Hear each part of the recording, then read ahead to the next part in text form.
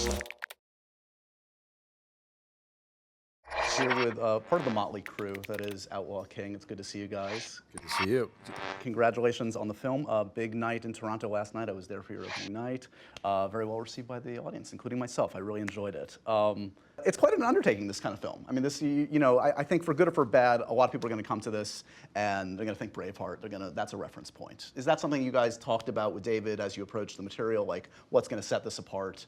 Why is this story worth telling in a different way than a much different story, but a story that is familiar to audiences way back when? Well, yeah, clearly. I mean, obviously, the other historical epic that was done by Mel Gibson and Braveheart and nominations and awards and all that. So that was clearly on our mind. I mean, the hero that we're portraying is clearly very different. In the research that I did and common knowledge, William Wallace was a righteous, moralistic fellow that hated the English and wanted to bring the crown down and freedom.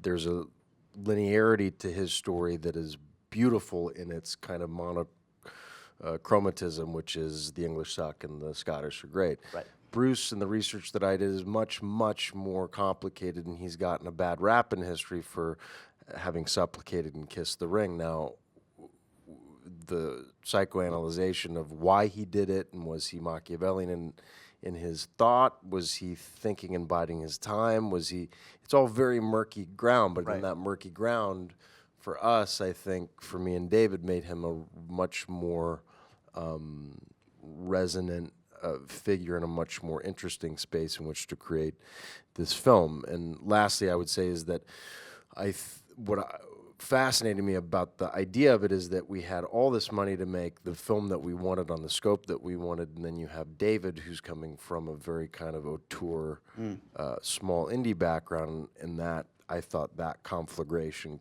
could produce something pretty Drake. And, Just wondering, every 3 minutes, I think it did. This is Chris Pine, sponsored by Drake.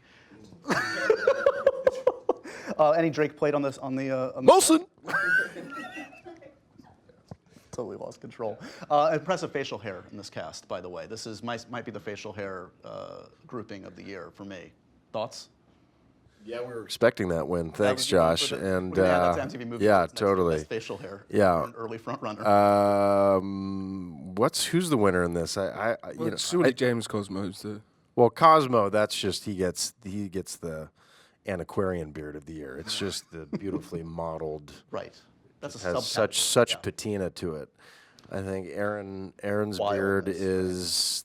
Aaron has a kind of a subcategory, subwoofer of a beard, kind of a duality beard. Yep. He wins double beard award. Yeah. Billy's is a scarce beard. It is scarce. I tried my best. But the haircut is. I think I make up for it with the bowl cut. Yeah. That was a bold choice. You're going to bring that? That's not. You shouldn't have done It's that. not. It's actually.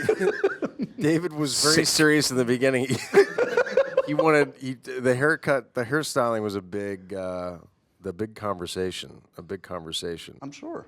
I remember there was one wig I tried on that was this kind of like very, very Scottish Legends of the Fall. It's very lots of kind of Very Tristan. Very. just Moroccan hair oil ad, kind of a Pantene Pro V vibe. Oh. And then we just went mullet because we said, fuck it, right? You're sitting in the crowd last night with this audience, right? You were sat through the movie, I believe. And you know a scene is coming up that people are going to react to. I always keep it classy here. Which one? There's some nudity in the film. I don't know if you noticed this. You apparently did. Okay. No, Josh, it's I'm cool, a journalist, man. It's fine. I'm just taking notes, and I look up, and I'm like, oh, I haven't seen that before. Now you're done. So what was the conversation around that choice in the movie? Why was that? Was that something that's a choice, and that's a discussion point, I would think. What made you want to do that? What made David want to explore that?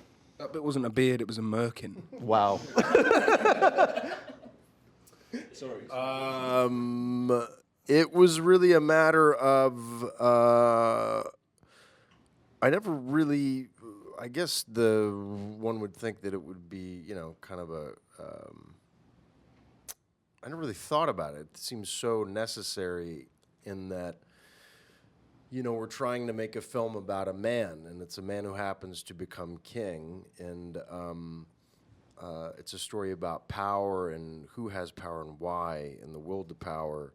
All these kind of really primal elements, and one of the primal elements, I think, is, this is a film that takes place in the mud and the rain. There's fire, there's sex, there's killing, there's violence, there's love, there's all of it. It is all the things that make animals animals and humans humans and humans animals. Right. And that particular scene, on this hero journey, the man is stripped of everything. He's stripped of everything, and ends up in a cave in the darkest recesses, of his mind and his imagination. He's wrestling, and the next scene, as he re-enters, life, he, I think, is washed away of his kind of all the trappings of this world, and he becomes a new man. I mean, that was the the idea behind it. But it's a hell of a thing to see on a 40-foot screen. You're telling me, yeah. yeah. As we wrap up, you've been shooting Wonder Woman 1984, which we're all very excited about. Are we going to be satisfied with the complex, I'm sure, explanation for your return? I'm sure that was a discussion point for you, too. Like, you don't want to come back after the satisfying end for your character. Oh, no, I would have come back anyway. I didn't really care. I wanted to work with Patty and Gal again. I don't really... Oh, really? Okay. People have a problem with it. They can... Great! It's not a thing. Can you tell me, has it been enjoyable to work with a fanny pack? Is this your first fanny pack you've worn as part of your... I've already bought one. Patagonia. Okay, they're not going to... Feel free to send me. You really need that? Yeah, I'm crazy into it, especially the idea that you can just kind of swivel adjust, Gets in your way. Just swing it around. Right.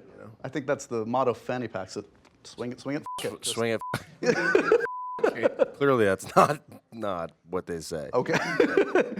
Gentlemen, this has been a really classy interview, as always. Anything else you want to say before we wrap it up? Sick. Sick. Good to see you guys.